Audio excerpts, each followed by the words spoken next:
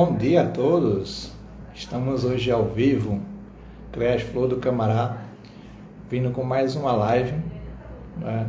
Hoje a gente está fazendo a quarta live do mês de março, né? 2021.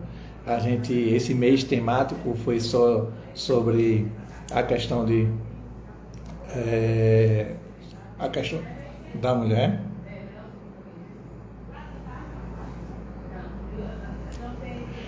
E aí a gente trabalhando, né, esse tema. Deixa eu ver quem está entrando. Igor Rodrigues, Marta Morena, Pedagoga Creas e Linda Teixeira, Luciana, a pessoal entrando. Então, nosso tema hoje é falar sobre a questão das mulheres, o empoderamento, as suas conquistas. Foi o tema que a gente trabalhou o mês inteiro, né? A gente falou um pouquinho sobre a evolução, depois da questão da assistência social e serviços, a mulher em situação de rua, na semana passada com o mestre Natan. E essa semana, essa última semana, em homenagem ao Dia Internacional da Mulher, a gente vai trazer o tema que é o empoderamento feminino, desde a sua autonomia até a sua autoestima, né? E nada melhor como trazer para esse tema, né, a nossa pedagoga, Maria Bethânia, uma pessoa que eu tenho bastante carisma. Vou estar adicionando aqui adicionado. Daniela aí entrou também. Daniela Rodrigues, sempre entrar, cadê? Aí, Betânia, conseguiu entrar, né? Me ouve bem, Betânia? Sim, sim. Que bom, que bom. Deixa eu só me regular aqui para ficar organizar a altura. Perfeito. Betânia, estava dando uma síntese do que aconteceu, né? Tudo que a gente já vivenciou. Vamos nos apresentar. Eu sou Anderson Lima, estou na coordenação do CREAS Flor do Camará, aqui em Camaragibe, e é um prazer apresentar a Maria Bethânia, né? Ela é pedagoga daqui do CRES, uma pessoa que tem tudo a ver com o tema de hoje. É uma pessoa que a gente tem como sinônimo de conquista, de luta, de enfrentamento, né, de brigar pelos direitos e conquistas. Ele traz isso não só para na sua história de vida, mas também para os usuários, as pessoas que aqui são atendidas no CREAS. Eu fico muito feliz a passar a palavra para você, Maria. Obrigada, Anderson. Sim, primeiro também agradecer, né, a você. Eu também tenho você em autoestima. Eu acho que é aproveitar a oportunidade também, né, para falar. Eu acho que Camaragibe ele lucra, né, com você na coordenação do CREAS. É uma pessoa também extremamente dedicada, né? Que assim não mede esforços, né? Para que o serviço funcione a toda, né? Impecável, né? Mas aí você já fez minha apresentação, eu vou ser apenas um pouco mais repetitiva, tá certo? Meu nome é Beto, Perfeito. prazer, né? Novamente, mais uma vez, estar aqui contribuindo, né? Sou pedagoga aqui no CREAS, é o segundo ano, né? Assim, para mim é muito gratificante estar nesse espaço.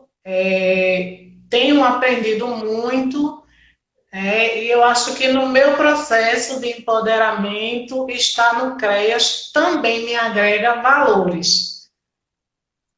Hum. Que bom. Estou, né, como uma das pessoas responsáveis, né, pelo socioeducativo, né, com os adolescentes e jovens, e assim dando suporte geral nas questões pedagógicas, né, às famílias e enfim indivíduos que encontram dificuldade nesse acesso, né, para o retorno à escola. Então eu estou também aqui dando esse suporte. Muito bom, Betânia, muito bom mesmo. falando um pouquinho do nosso tema, né? O tema de hoje, a gente traz alguns aspectos sobre o empoderamento feminino, sobre os seus aspectos, as suas evolução durante o tempo, né? Sobre os aspectos em relação à dominância, à cultura patriarcal. E eu queria falar só um pouquinho, né, para a gente fazer uma pequena introdução, que é a questão do próprio empoderamento. Nosso título da live de hoje, o empoderamento, ele surgiu em uma ação de prática com a teoria, né? Assim, ao longo do tempo, ele teve várias perspectivas. Para algumas agências e órgãos que atendem mulheres, eles é uma questão de um instrumento de desenvolvimento para a democracia, para a erradicação da pobreza, questão do trabalho, enquanto para alguns movimentos de mulheres, o empoderamento é um processo de conquista de autonomia, de autodeterminação, da autoestima. É um processo que rompe com a cultura patriarcal. Hoje a gente estava conversando, né, nosso break, né, conversando antes da live, fazendo como a cultura portuguesa e espanhola ela é muito enrustida em relação à cultura patriarcal, e isso é trazido para as Américas, né, onde foi a colonização. E essa cultura ela está muito enraizada, né, muito enraizada. Então, a questão da mulher com um subgênero, com uma pessoa a menos do que o homem é o dono da casa, a mulher é apenas uma parte dela da casa, né? Ela pertence à casa, não era nem como uma pessoa de direito. A questão do voto durante o processo, né, de democratização do Brasil, a questão do voto, o voto demorou. Há quanto tempo passou o direito da mulher vir a ter o direito de votar, né? Quanto tempo se passou?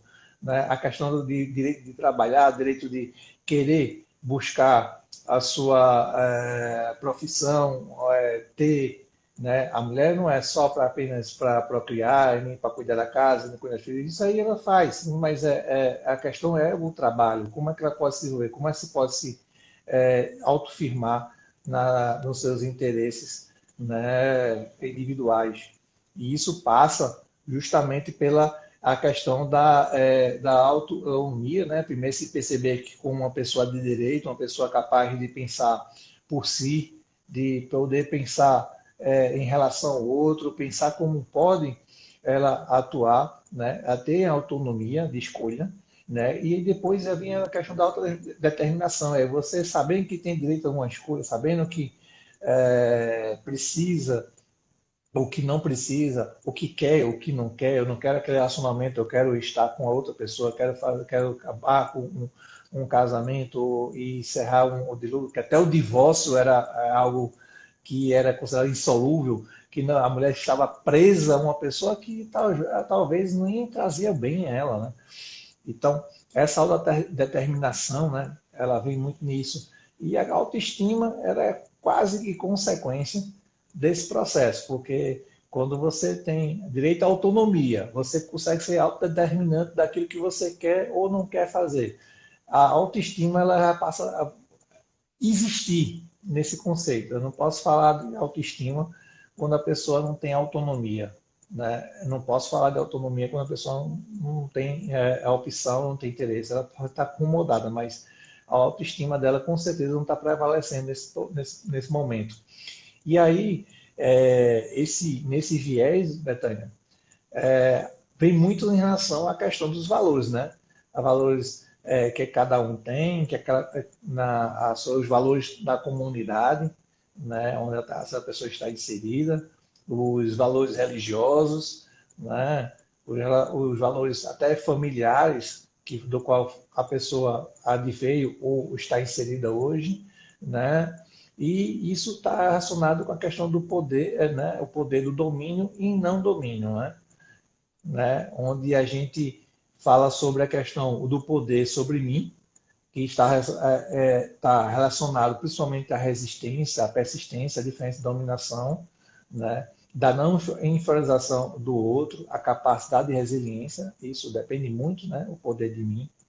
Também do poder interno, que dentro da autoestima, autoconfiança e autodeterminação é um poder de ação e atitude, né? Onde a capacidade de buscar para fazer e materializar, executar os objetivos, e o poder com o outro, né?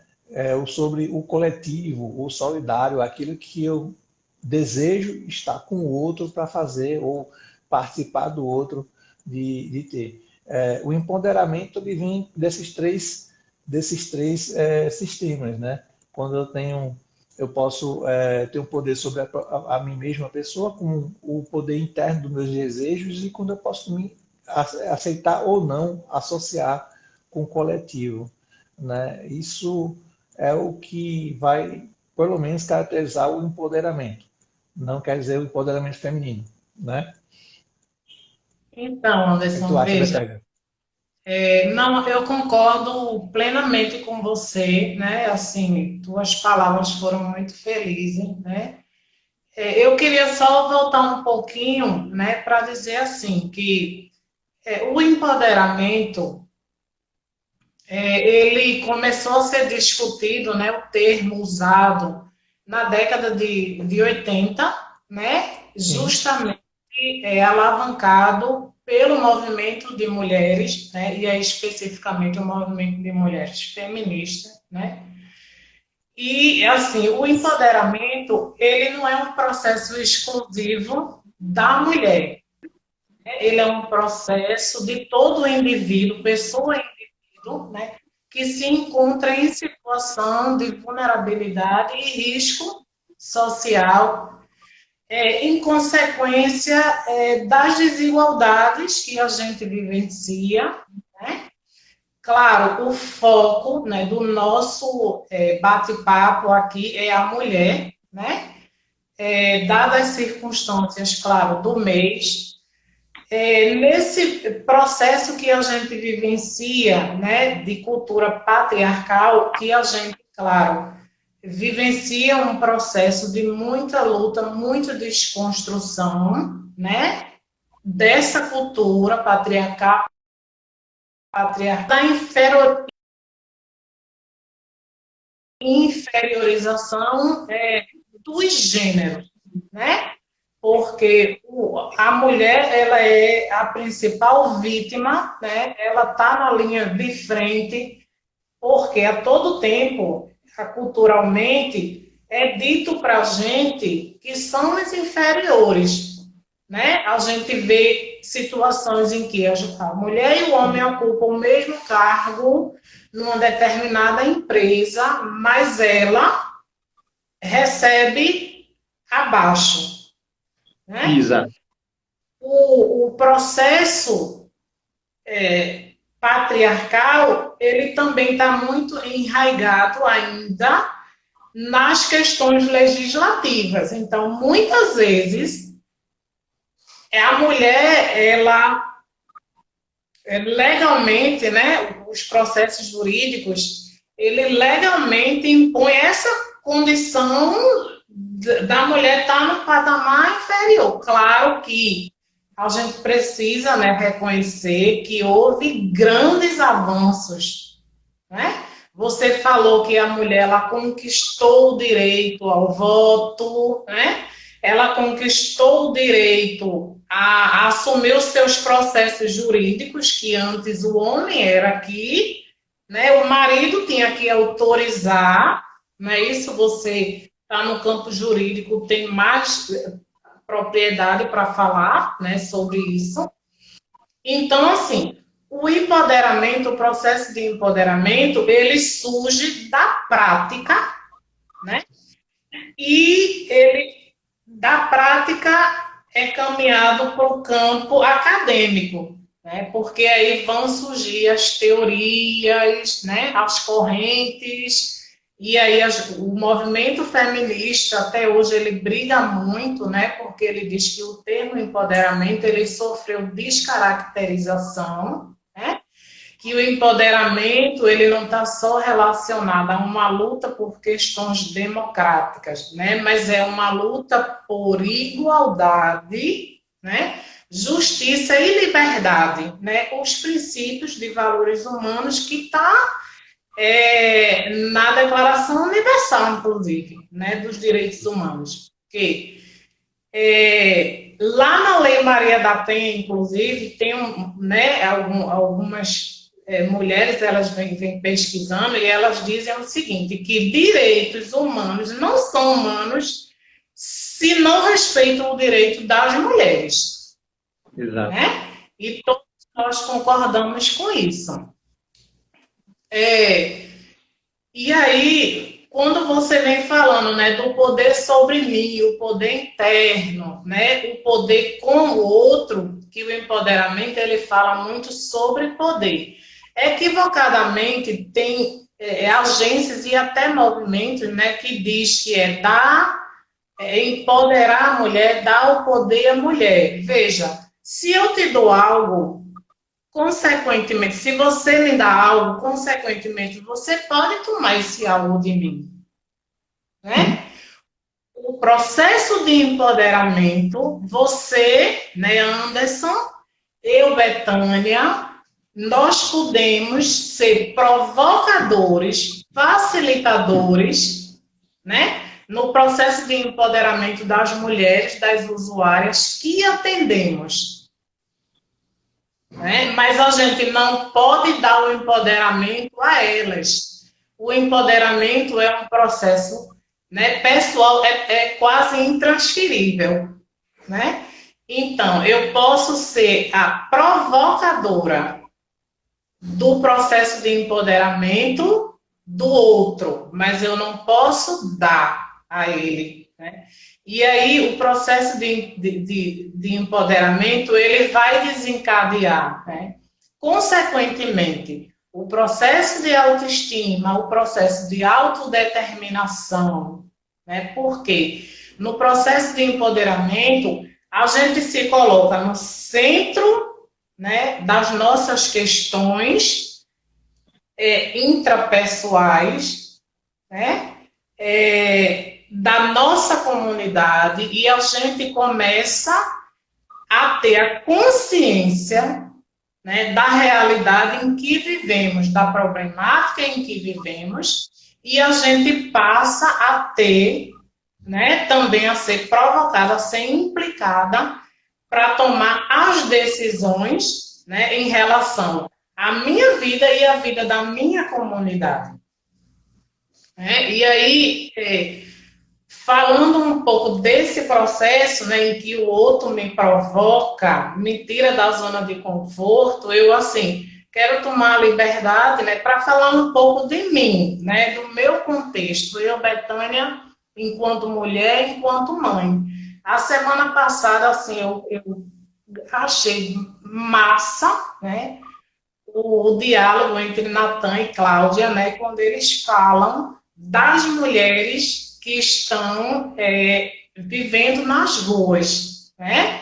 Eu me vejo muito naquelas mulheres, porque Betânia hoje é a pedagoga, né? Já foi Betânia, menina de rua, né? Eu trago isso assim para dizer que aquelas mulheres, né, que Natan está na luta, Cláudia está na luta, o CREAS, né, o Centro Pop, o consultório de rua, né, aqui o pessoal da guarda, né, que tem assim se feito muito presente, né, elas podem sim, né, ocupar o lugar que elas quiserem.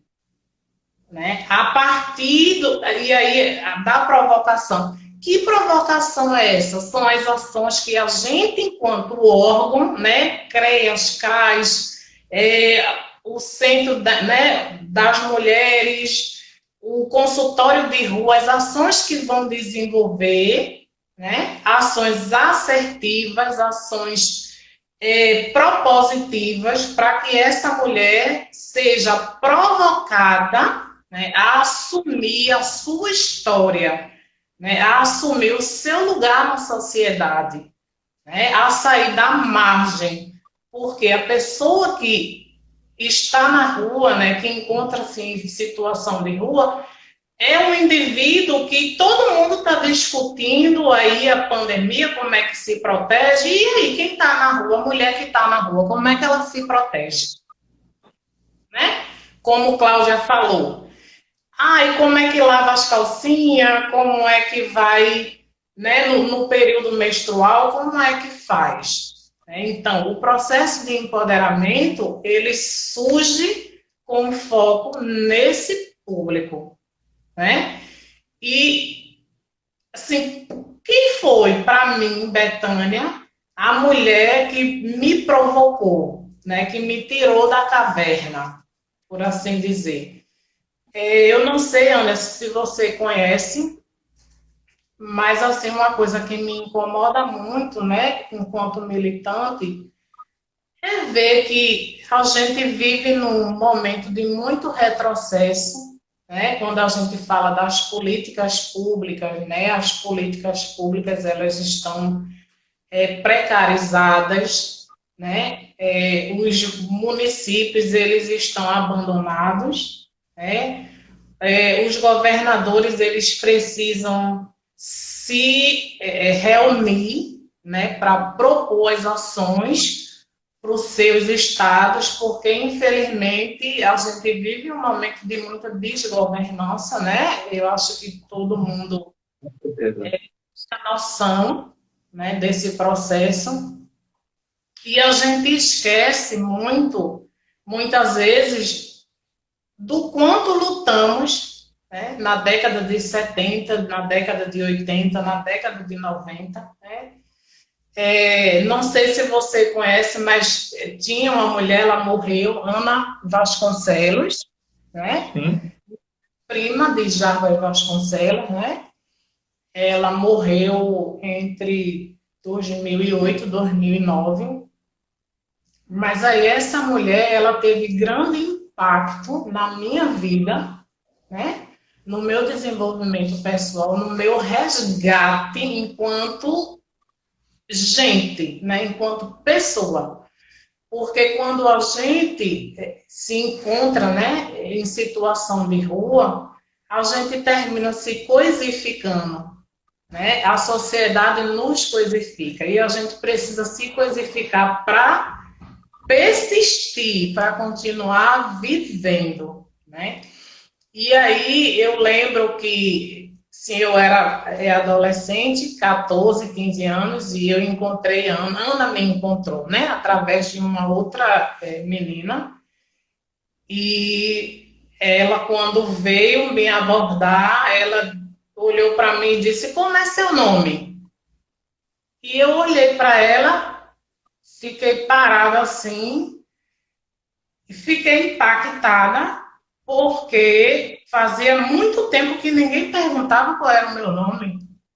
Né? Era a menina de rua, ou a trombadinha, ou a cheiracola. Né? Então, assim, eu acho que é importante dizer isso hoje, porque a gente vive num momento, né, de muita tristeza, de muita dor, de muita morte, de muita miséria, né? A palavra miséria, ela tinha sido praticamente excluída do nosso vocabulário, né? E ela volta com peso, ela volta com força. E a gente também precisa retomar o nosso processo de empoderamento, né?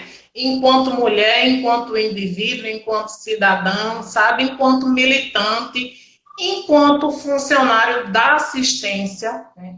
Porque a gente está convivendo no dia a dia com a população mais pobre, né, da nossa cidade, e se a gente, né, não tiver determinação, a gente volta a conviver com uma população mais miserável em termos de recursos, né? Exatamente. E aí, quando Ana olhou, como é seu nome? Eu fiquei impactada assim. Mas assim, eu achei fantástico, né? Uma pessoa olhava uma mulher branca, rica, né? É assim, me olhando, poxa, essa pessoa me viu, né? Eu não sou invisível, né? E Ana, ela foi uma das primeiras mulheres, né, na sociedade pernambucana brasileira, né, pioneira a implementar uma instituição exclusiva para meninas e mulheres. em situação de rua, né? Então, eu lembro que a primeira casa de passagem ficava lá na Rua da Soledade, e Ana recebia a gente, na casa não tinha nada, era um prédio que ela alugou, não tinha nada na casa. Umas almofadas no chão, e ela se preocupou que tivesse água, que tivesse material de higiene, né? Que tivesse uma pessoa para cozinhar e uma pessoa para receber, né? E os recursos iniciais eram os recursos dela, né? Que inicialmente ela criou um grande conflito com a família, né? E depois as irmãs Cristina, Graça, Ângela vieram também somar forças para ajudar no processo de empoderamento de centenas de meninas que viviam nas ruas do Recife, né? E aí, uma outra situação que eu lembro, né, com relação à Ana, ela contratou uma pessoa, Marileide, que iria coordenar a instituição, porque ela vivia muito fazendo os projetos para conseguir o financiamento, né? Financiamento esse que hoje não se tem, as instituições estão todas fechando, né? Instituições essas que apoiam o trabalho social, né, do Estado. E aí Marileide olhou para mim e disse, eu com 16 anos fui mãe, né, e levava minha filha e lavava umas fraldinhas e botava lá na casa, e Marileide olhou para mim e disse, nossa, que fraldinha branca, quem lavou essas roupas? Aí eu disse, fui eu. Ela disse, olha, você pode ser uma excelente lavadeira. E Ana olhou na mesma hora, assim, simultâneo, e disse, lavadeira? Se Betânia quiser, ela pode ser presidenta da República. Gente, a fala, né, para uma pessoa que está em processo, né, pessoal de reconstrução, é tudo. Essa Né? edificação, né? Provocar o outro, é você motivar o outro. Né? É uma outra coisa assim, que eu acho importantíssima, né, nesse poder interno que vai me trazer, né, a autoestima, a autoconfiança, a autodeterminação, é também o trabalho psicoterapêutico, né? E aí o processo de empoderamento, ele é um processo individual, né, muito afetado pelo processo coletivo, né? Então, se você promove os grupos, né, para que os pares se encontrem e para que os pares troquem e para que os pares falem das suas vivências, né, isso impulsiona o processo de empoderamento. Né? Anderson, eu falo muito, você quer? Tá tão boa a discussão que eu estava quase que assistindo aqui, realmente, de fato. E uma coisa que tu falou, Betânia, que eu acho que é preciso até reafirmar, é em relação à necessidade de termos que reafirmar os direitos, né? Nos tempos que você falou que tem tanta desgovernança, tanta a miséria retornando, né? A população, essa pandemia e todos os outros percalços que a sociedade está passando hoje, eu acredito que a reafirmação dos seus direitos, né, ele é um processo de autodeterminação, né? Tem muita coisa conquistada e tem muita gente que ainda não sabe. Isso é bem curioso, porque eu lembro que no início do mês eu publiquei uma série de cards que tinha falando sobre as conquistas das mulheres e os direitos, né? Direitos humanos, direito trabalhista, direito a isso, aquilo. E tinha tanta coisa que as pessoas diziam, e eu tenho direito a isso? Caramba, tem. Por exemplo, Lei Maria da Penha, todo mundo lembra que é a violência doméstica, né? Violência doméstica, Maria da Penha. Não tem outra coisa. Medida de proteção, no máximo, eu lembro, né? Mas lá foi estipulado que o auxílio em caso de violência doméstica, que tem que ter de um serviço público garantido, que hoje, por exemplo, na assistência só muda a denominação, mas tem lá o Centro de Atendimento à Mulher Vítima de Violência, ou Centro de Referência à Mulher, ou Centro de Referência Especializado em Atendimento à Mulher, né? Mas esses serviços existem. Existe a garantia de proteção policial, escolta, transporte local seguro, exame de corpo de delito, prisão preventiva do acusado se necessário, estipulação de distância entre o acusado e a vítima, acesso à saúde, exames preventivos de câncer de mama, colo, útero pelo SUS, campanhas e mutirões para diminuir a pessoa. Isso é tudo legislação em relação a direitos humanos, que é colocado com empoderamento. E quando você fala para mim que é preciso, como esse exemplo que você trouxe de Ana Vasconcelos, quando ela interpelou a coordenadora, que disse que a mulher só serve para ser lavadora, ou ela só enxergou o limite que teria para você como uma lavadeira, e Ana disse, não, ela pode ser até presidente da República. Eu digo a você, eu votaria de primeira, você ia ter meu voto, até porque a sua humanidade, né, e a sua história, você jamais iria atropelar as pessoas que por mesmo processo passam. E as pessoas têm que entender que para você fazer um trabalho social, você não precisa pensar em coisas mirabolantes.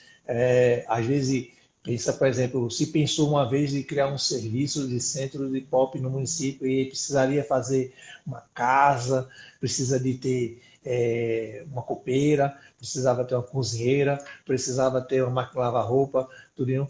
Mas o que precisava para essas pessoas que estão em situação de rua, primeiro momento, é o acolhimento. Como você disse, ela começou com uma casa que não tinha nada. Tinha um varal lá, um lugar para lavar roupa, uma coisa.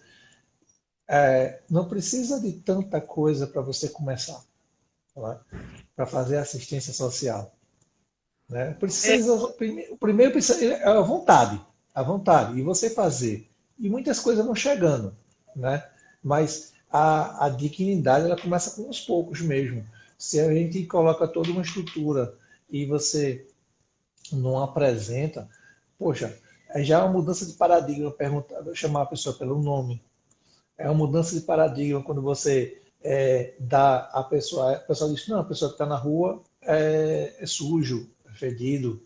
Mas essas pessoas têm direito, têm local para tomar banho? Essas pessoas têm locais para lavar suas roupas? Tem toalha limpa, roupa limpa? Não tem.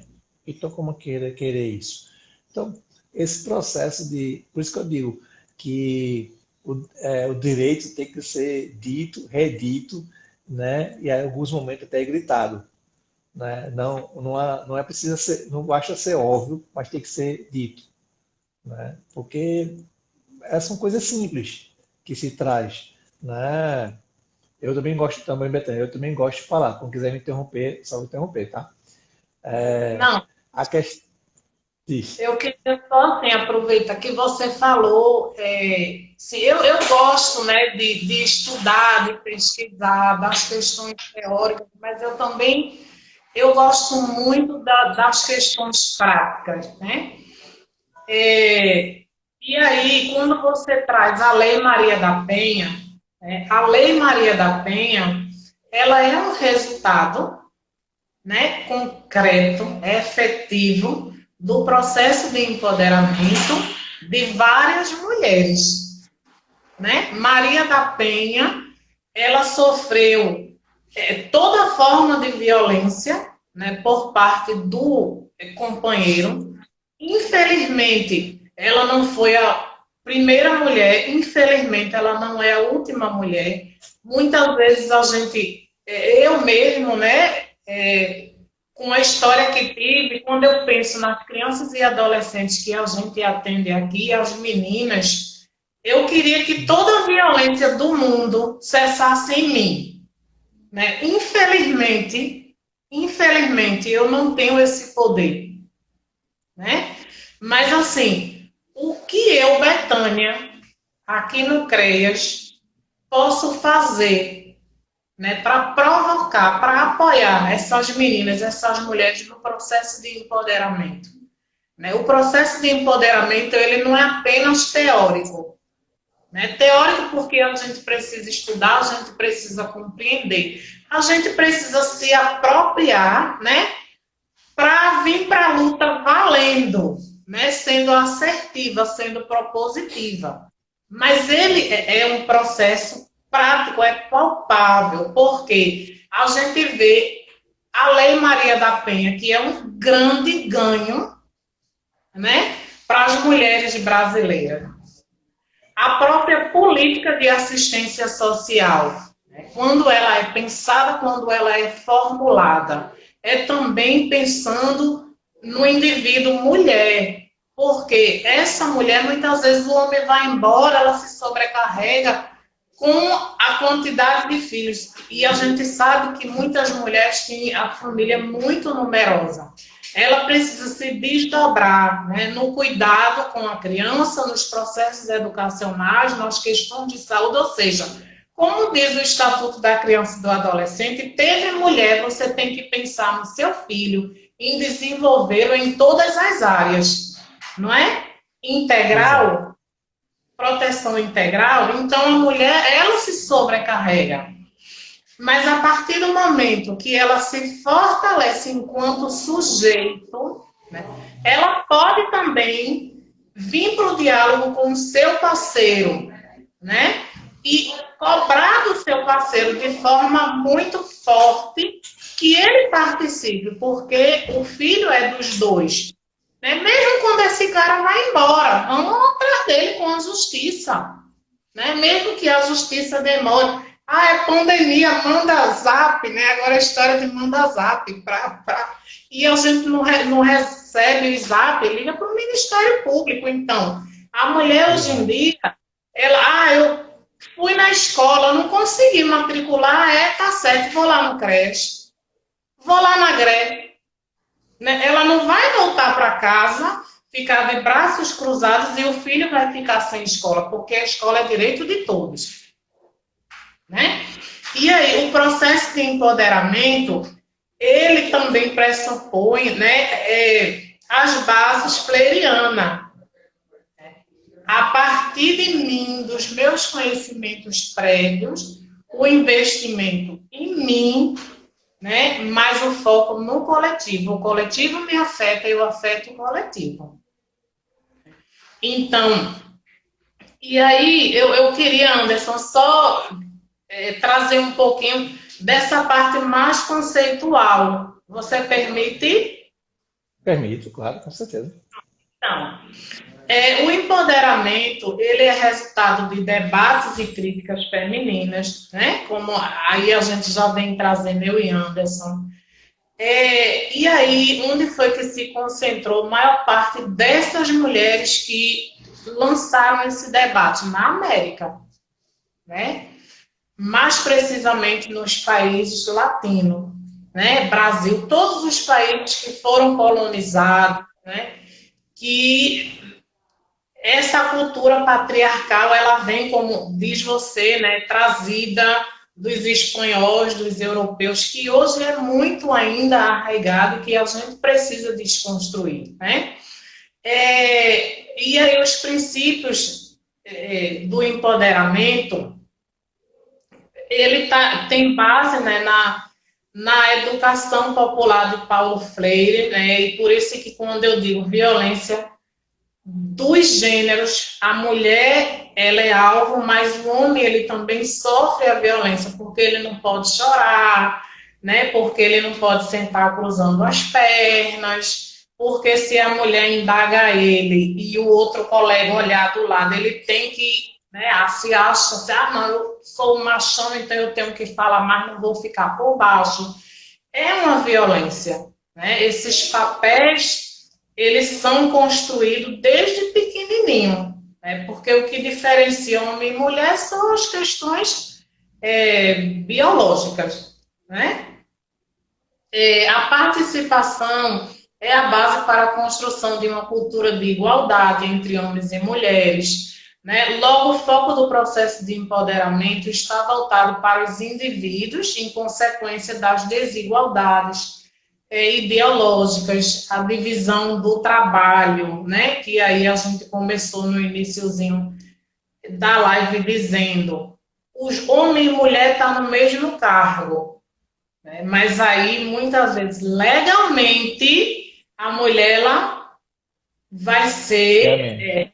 considerada menos. Por quê? Se muitas vezes eu sou até mais competente, eu me empenho, eu estudo, né? Eu meto a cara, né? E aí o reconhecimento ele é elogio, mas a gente também quer que esse reconhecimento seja financeiro, né? Seja Exato. concreto, seja um cargo. Eu quero assumir o cargo de chefia, por que não? Né? É, a cultura patriarcal, ela persiste, né? Nos colocar para baixo. E a gente precisa ser mais forte para trabalhar na desconstrução, né? As mulheres, elas sempre estão na linha de frente, seja no cuidado com os filhos, seja na questão da violência, né? Eu não, se não gosto de falar, né, que é colocar a mulher na condição de vitimizada, né? Mas aí quando eu penso na minha história de vida quando criança, minha avó ela teve 24 filhos, né? Eu tinha dito isso em uma live anterior. Uma de minhas tias teve 24 filhos, minha mãe teve 11. E aí eu lembro uma cena em que minha tia ela tinha que passar a roupa do marido para ele sair, era para a história das gafieiras, né? E quando ela perguntou, ela foi agredida, né, muito, muito machucada, com uma corrente, uma corrente que usa para trancar o portão. E as outras mulheres, depois que o homem saiu, entraram para ajudá-la e disseram, mas Sima, o que foi que você fez com esse homem? Né?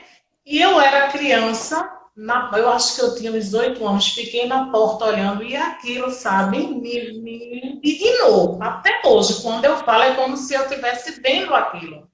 Mas Pois na é, minha fica aí comunidade, um pouquinho.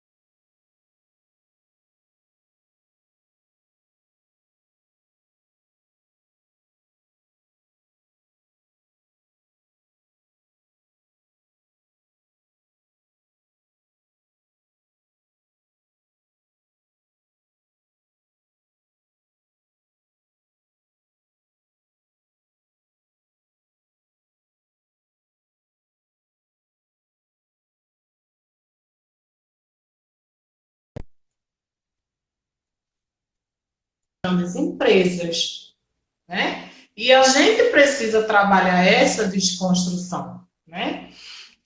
O processo de empoderamento, ele é um processo, ele tem resultado, né? É, objetivos, né? Por quê? Ele questiona a cultura patriarcal. Ele transforma as culturas, né, e instituições que perpetuam e reforçam as desigualdades, né, de gênero, ou dos gêneros sociais. Só para Cria... te interromper um pouquinho, para Oi? quebrar teu raciocínio. Eu tô rindo aqui porque esse Instagram é uma figura, viu? Teve hora que a Fala. internet parou. Tu ficou girando, girando, e aí eu pensei que era tu que tinha caído. Na verdade, era eu.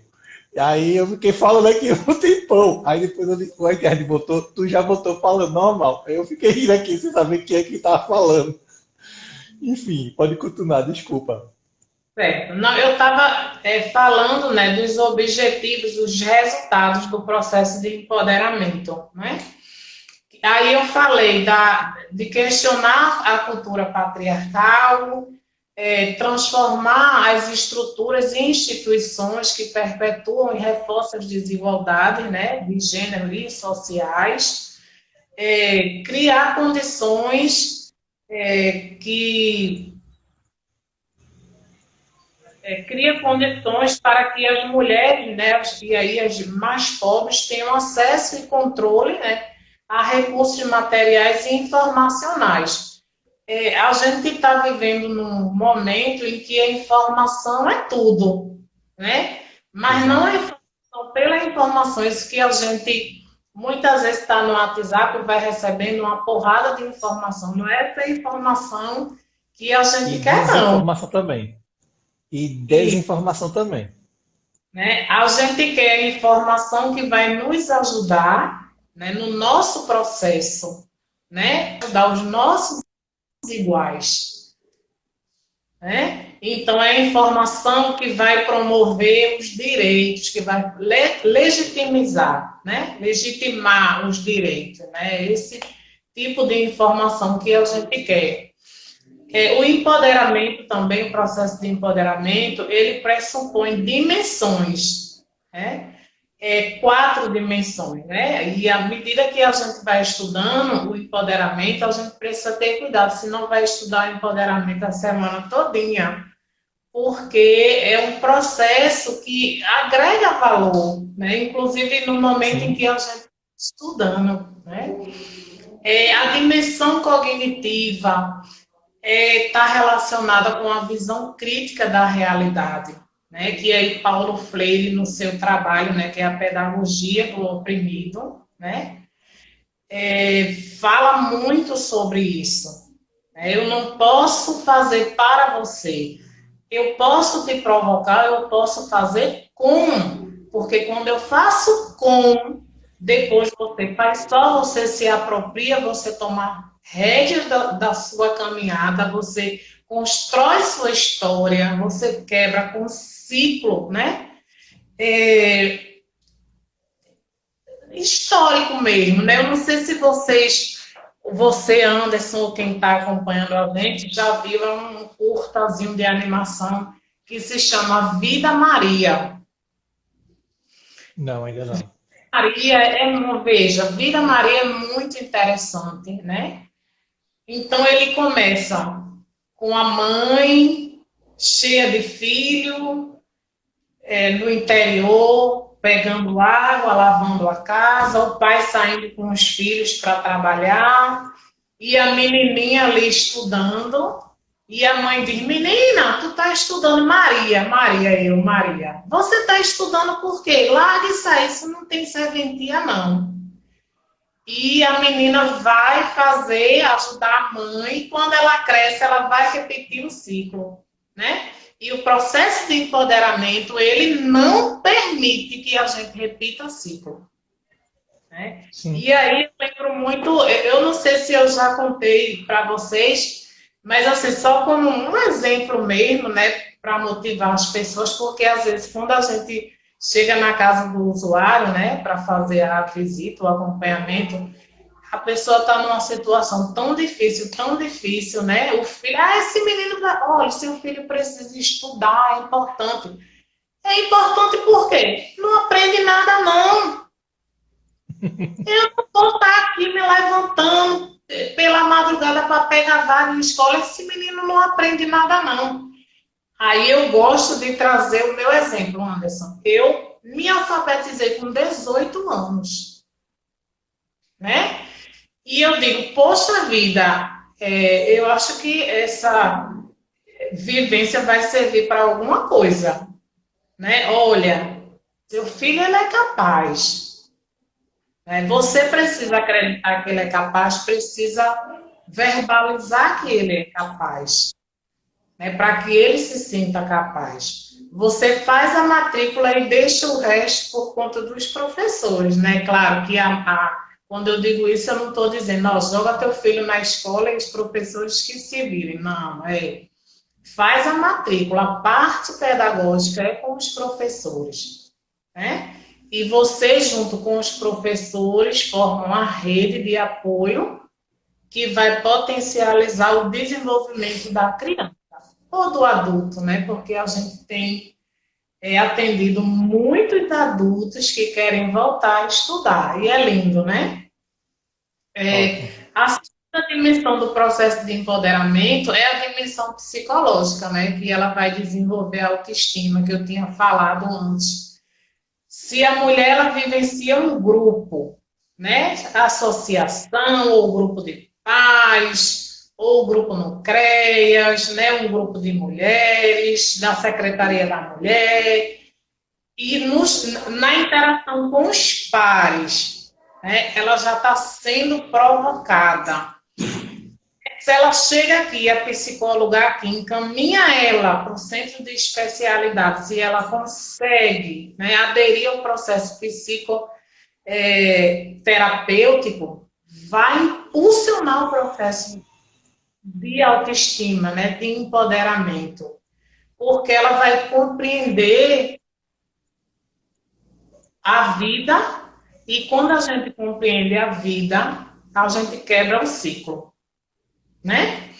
Outra dimensão do processo é a política, né, que traz a consciência das divindades.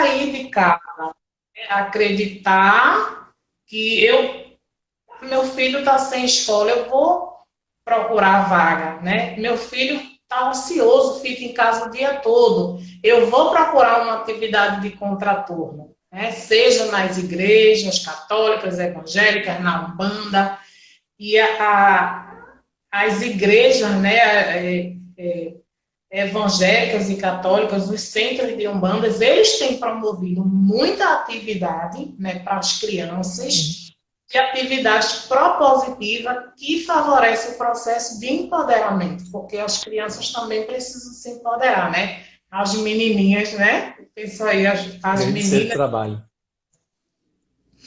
E a outra dimensão é a dimensão econômica, né? A capacidade de gerar renda e de empreender.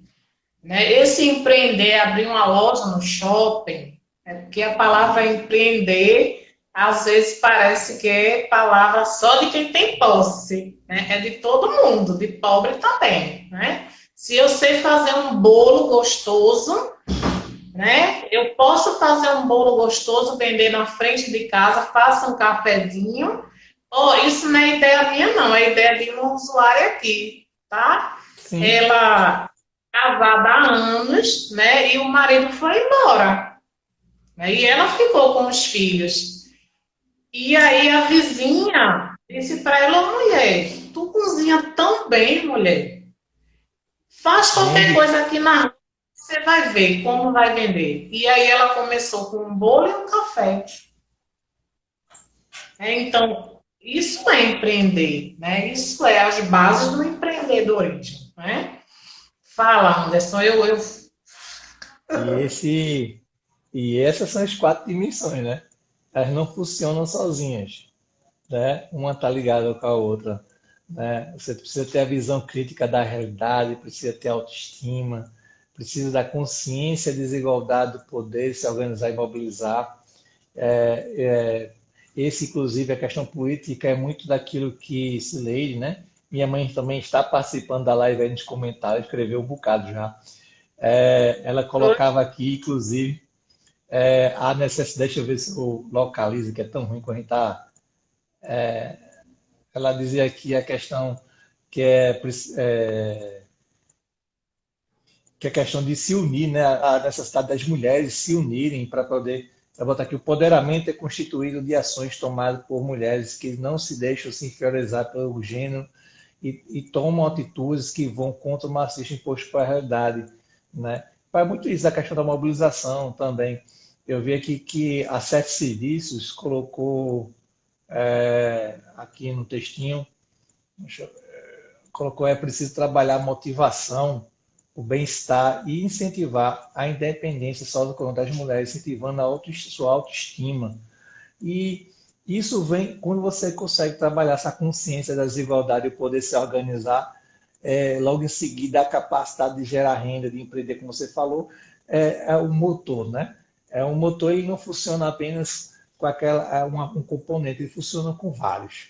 E para esse carro, que é o empoderamento feminino, ele precisa disso, né? Precisa da questão dessas quatro dimensões, né? Assunto bom, Betânia, é aquele que passa e o tempo acaba, né?